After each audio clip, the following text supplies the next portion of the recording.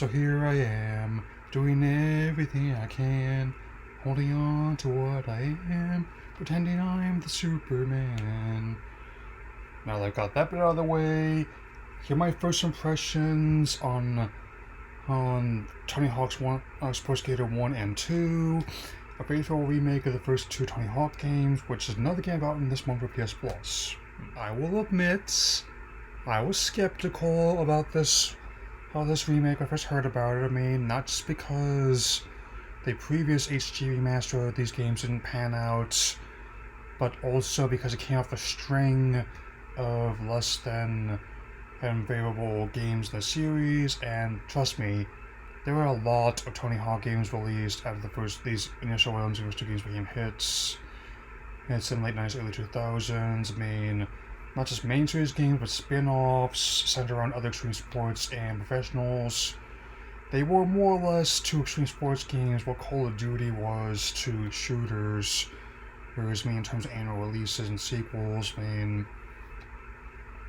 but I think on the whole, now that I have gotten a chance to play this, the hiatus was good for it. I may not be putting these game missing puzzles like Yakuza this month, but I will say that I'll at least give it like a 4 out of 5. Yeah. Visually, I'm liking the attention to detail on not just the skaters, especially given how now the Hulk is old enough to be my dad, especially given how his son Riley is also in the game, but also in the parks, like how the school stages are closed and people have to learn over Zoom instead, as well as the shopping mall is now all boarded up, probably home to a bunch of squads of urban explorers. The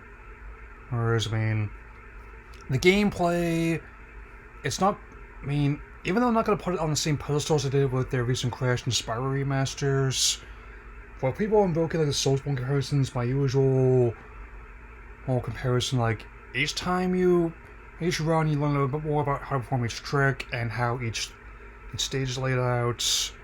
It can often take a while after cutting the originals to not only learn to do one trick, but also do it repeatedly on command, or my three symbols for my simple three response to that critique. Get good, noobs. So, even though for now the proposed Pro Skater 6, as well as doing some similar third and fourth games, have been shelved, as well as Vicarious Vision haven't been reorganized, if and when the merger between Activision, Blizzard, and Microsoft is finalized, I would not object to them